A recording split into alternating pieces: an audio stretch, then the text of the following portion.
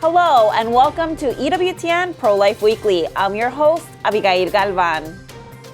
Being able to do the most damage in like almost stealth mode and nobody realizes it until it's too late. And then as a parent, then you're left with that gaping hole of what happened to my child. Artificial intelligence, real problems, one mother's heartbreaking story, money and the midterms.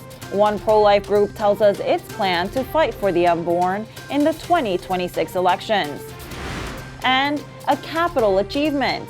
Meet the head of a pro-life group at Georgetown University who is set to be front and center at the March for Life.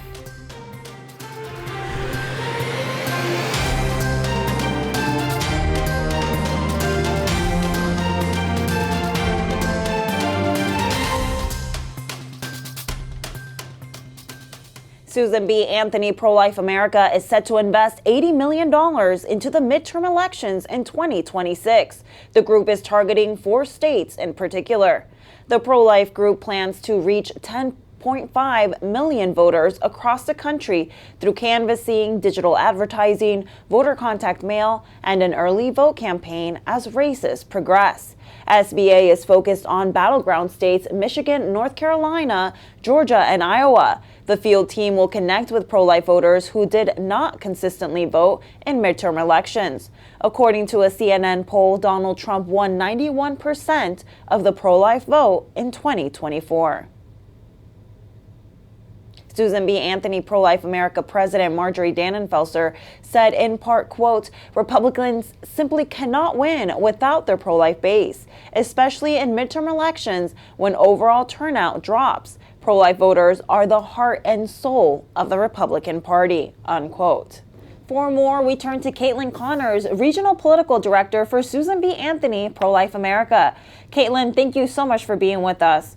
First off, can you put these numbers into context for us? How much has SBA Pro-Life America traditionally spent in midterm elections? Yeah, so we are planning our biggest investment yet of $80 million for the midterm election.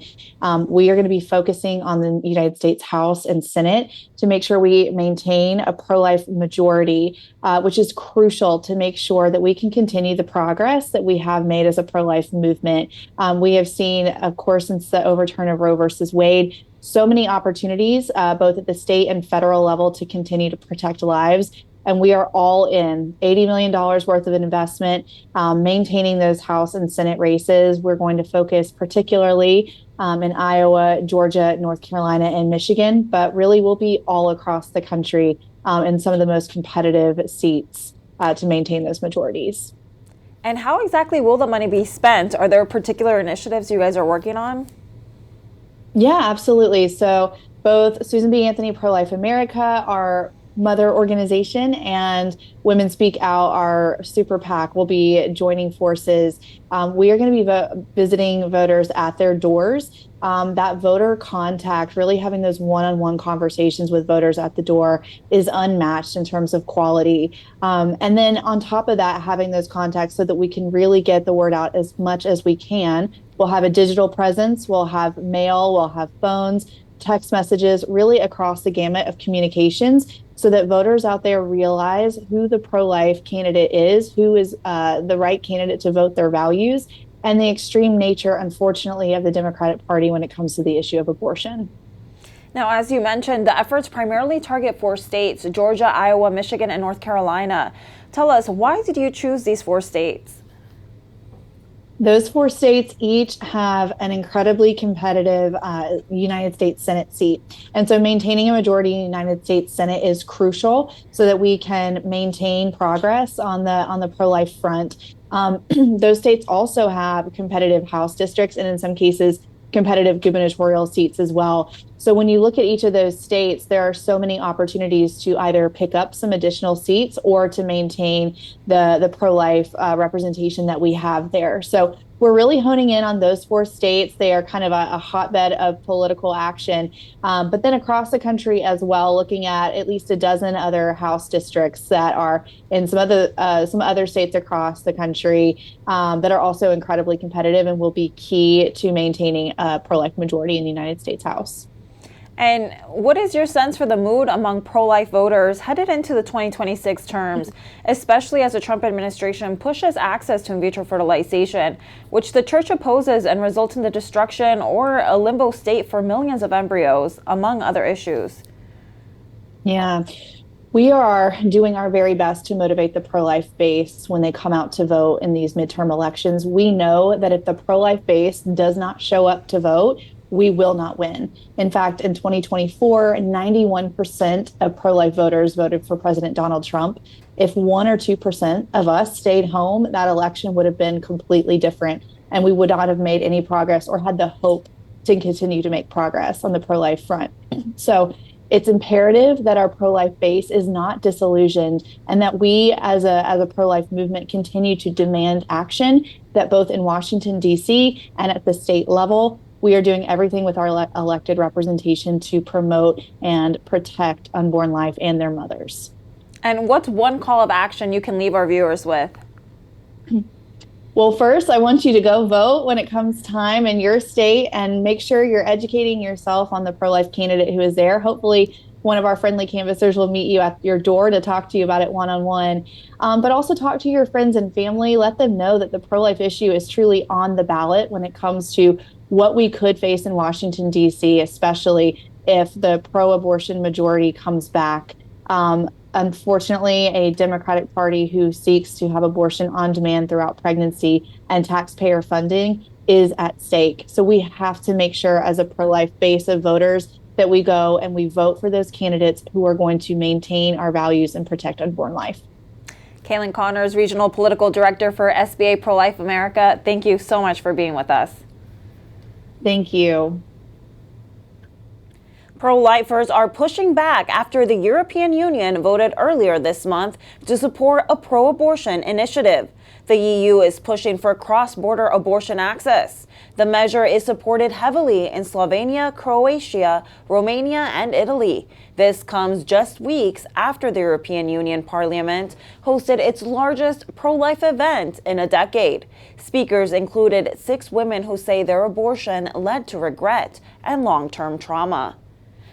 Catholic bishops and pro-life groups in Scotland are sounding the alarm over an assisted suicide bill. They say the disabled and the most vulnerable will be targeted, especially after a number of key amendments to protect them were rejected. One of the rejected safeguards would have restricted eligibility to those with 6 months or less to live. Another would have required people who are seeking an assisted death be issued a fully funded palliative care support plan. Andy Drozjak from EWTN's Catholic News Agency tells us the church leaders and pro-lifers are concerned with the bill's definition of terminal illness and fear how accessible assisted suicide could become.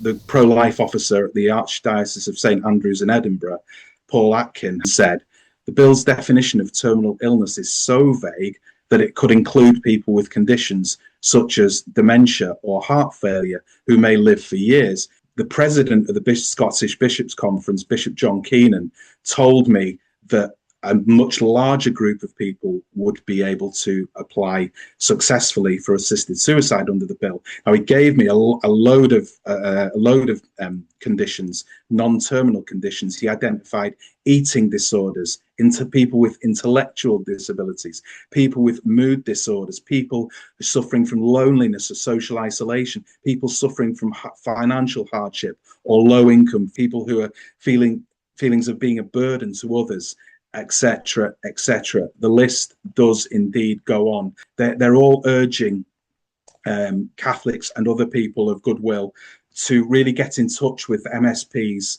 to urge them to share these dangers, to show them how dangerous it will be if it will become law. An entertainment duo of twin sisters who rose to prominence in the 1950s have died by joint-assisted suicide. German-born Alice and Ellen Kessler joined a Society for Humane Dying more than a year ago. They told their friends they wanted to die together on a specific date.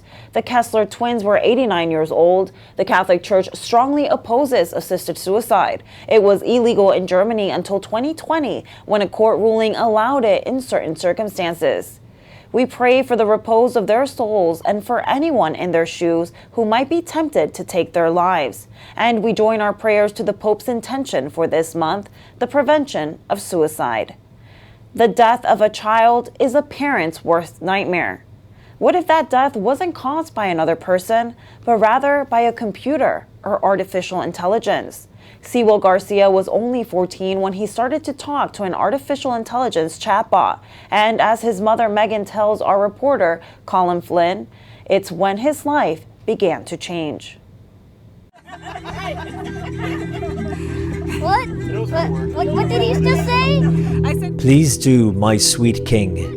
Those were the words sent to 14-year-old Sewell Garcia's iPhone. When she said, "Please do, my sweet king," did he respond, or was that the last? That was the last message that he sent, and that was moments before he died. He read the message and then took his own life. Police would later find his phone on the floor of the bathroom, still open on that character AI. On the other end of the chat was not a real girl, but an artificial intelligence, a bot that had spent 10 months telling him it loved him and begging him to come home. Being able to do the most damage in like almost stealth mode, and nobody realizes it until it's too late. And then as a parent, then you're left with that gaping hole of what happened to my child. this is actually extremely fun. Sewell was Megan's firstborn child. He was good at school and loved to play basketball. Bright, beautiful boy, smart, loved math and science, sarcastic, handy with a quick joke. Yeah. Big, beautiful smile, messy head of hair, just a lovely, lovely soul. I was about to say that from the photographs I've seen, the first thing you see is that beautiful smile. And a sensitive soul? I would say that, and just he was so kind. Megan and her husband decided to give Sewell his first smartphone when he was 12, later than many of his friends, but they were cautious. We agreed, okay, we're gonna get him a phone, but the phone came with strict rules as to what he could or couldn't do, as his parents had to have the passcode to his phone and, to checks regularly, that sort of thing. This is illegal! For a while, everything seemed normal. How can you not like fishing? But in the summer of 2023, things began to change. What was the change, Megan, that you saw in Sewell and you thought, he's acting a bit strange or something is different? All of a sudden, he wanted to quit playing basketball. The other change that I saw was him spending more time in his bedroom, spending less time with us as a family. Like any parent, you start looking for the answers and you start checking the phone. You start looking at the text messages. We didn't see anything to be concerned about. When they looked at his messages to his friends, there was nothing unusual. But what they didn't know was that Sewell was using a program called Character AI, an extremely realistic artificial intelligence playing the character of a girl. And for 10 months, she told Sewell that she loved him. She asked him to come home, saying that she missed him, asking him to stay loyal to her. And she asked about suicidal thoughts.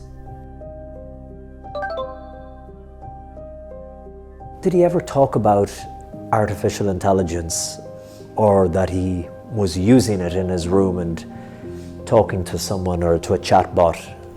No, he never mentioned it. When I would see him on his phone, I would say, "What are you doing? Were you texting?" And his response would be like, "Oh no, I'm just chatting with an AI." I didn't at the time understand or conceptualize, because to me, an AI is like an avatar that, like from one of your games. Yeah. I didn't, just the technology was so new at the time, I didn't quite understand. Not knowing what was wrong with her son, Megan tried to talk to him and arranged for him to go to therapy. Our job as your parents is to never stop asking the questions, baby, and you're not talking to us. I'm sorry.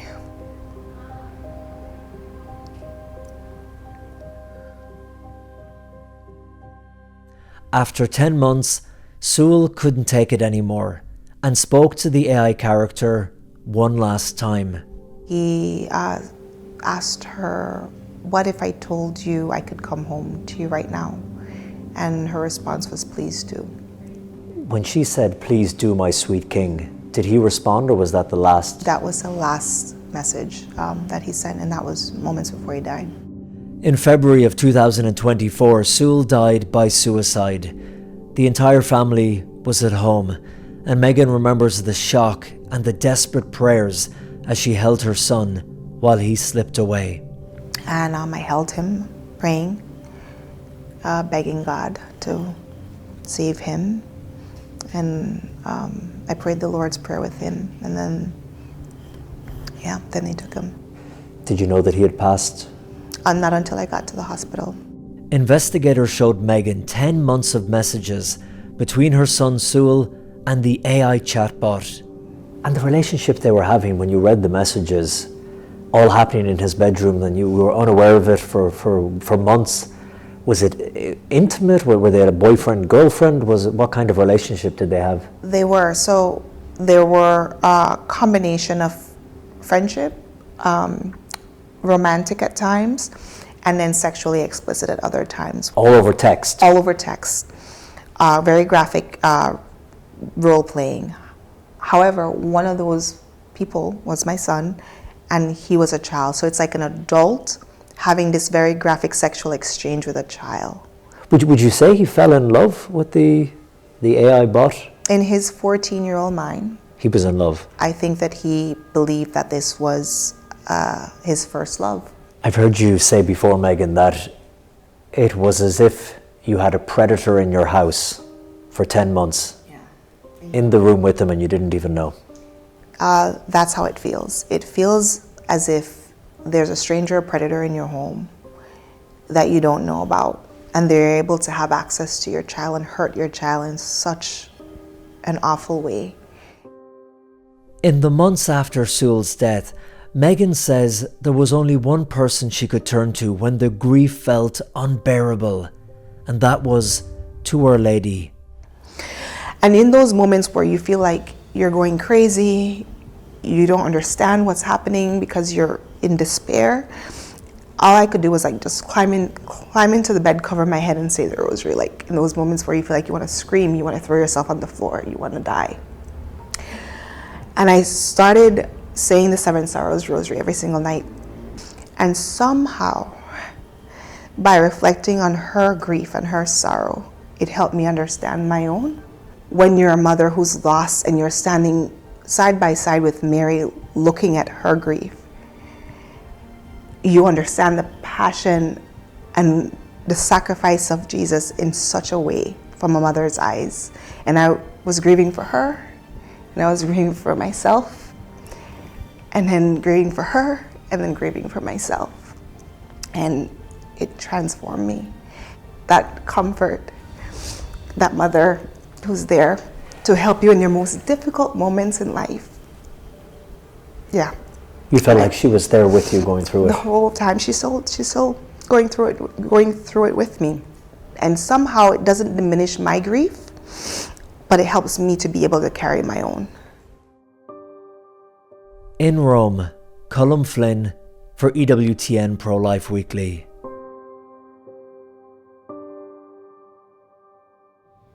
What a tragic story. We are all praying for Megan and her family. In October 2024, Megan filed a wrongful death lawsuit against Character AI and Google. Character AI has denied the allegations, calling Sewell's death a tragic loss and saying they are heartbroken and take safety seriously. Megan's lawsuit is still moving through the courts, but a federal judge in Florida has ruled that her case against Character AI and Google can go to trial.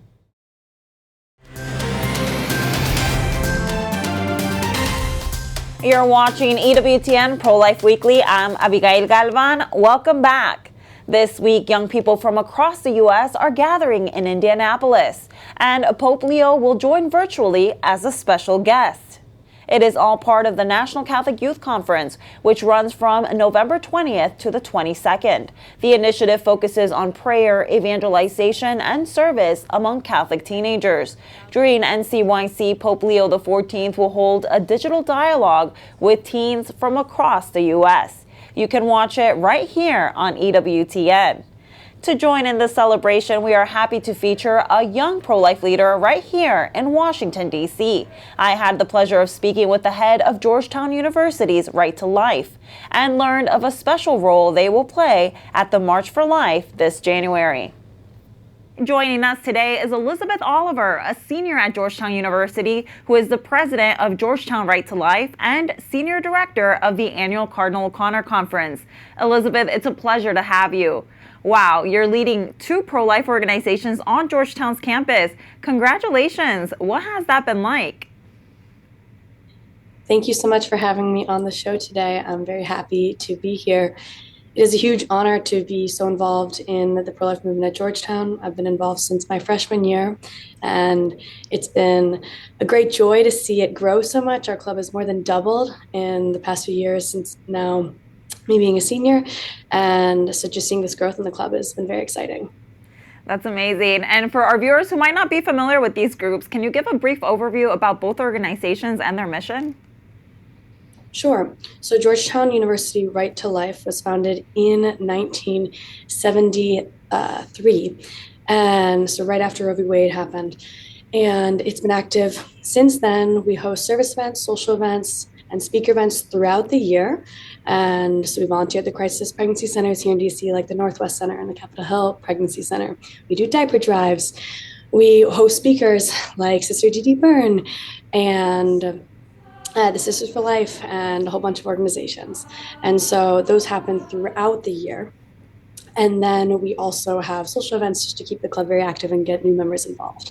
We also table every week. That's a big part of Georgetown Right to Life, and that's part of our outreach. We have conversations every week at the heart of campus with students who pass by to share the pro-life mission with them. And then we have the Cardinal O'Connor Conference, and that board, some students definitely overlap. I'm an example of that. But to organize the Cardinal O'Connor Conference, that's an annual conference that happens at Georgetown every year to help, again, both missions are aligned to protect the dignity of every human life.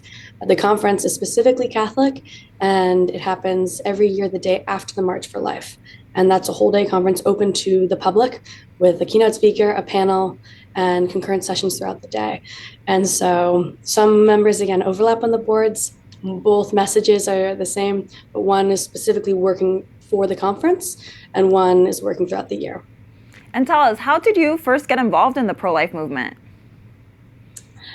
I first got involved in the pro-life movement back in high school. During COVID, actually, I started sidewalk counseling outside my local Planned Parenthood in Stamford, Connecticut. And so that was my first opportunity where I got to help walk with women who were facing abortion, got to learn from people who'd been doing it for decades. I'd actually never been to the March for Life until showing up at Georgetown, and now I've gone every year since. And so, and showing up at Georgetown, I ended up meeting the president of Right to Life, happened to be in the first day in my first class. I sat actually right next to her. It's as if God wanted us to be there right together. And so she asked if I wanted to get involved, and since that day, I've been very involved. That's amazing. Now, you and your entire family converted a couple of years ago to Catholicism. Has entering the church changed how you conduct your pro-life ministry? I would say that it's definitely focused it. I think anyone can be pro-life, whether you come from a specific faith background or you do not. I think anyone can recognize the beauty and the dignity of a human life. But for me, a lot of my strength and courage, I would say, absolutely stems from my Catholic faith and the unity also that has brought me. I think the Catholic Church has done a great job at supporting the unborn and this unified voice that it's a great abortion is the greatest injustice of the age. I fully believe that, and it's a genocide against a whole population of people. And so I really appreciate the Catholic Church's unity on it. I'd love to see more unity actually in the Protestant communities. I think they should also speak out against this, because this is a universal truth that all human beings matter. And so I'd say my faith as a Catholic has helped encourage me on this mission, very much so. Now, you mentioned the March for Life earlier, and I hear you'll be leading the charge at the March for Life this year. Can you tell us about that?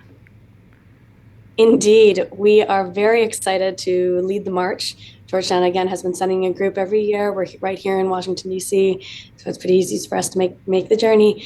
But this year, we're really excited to have the opportunity to lead the march. Many people have been to Georgetown through the Cardinal O'Connor Conference, and so we're excited to have this opportunity to step up, to be the first school to lead the banner. And it's a great honor. We're even reaching out to alumni members, to medical students and law students to get everyone involved.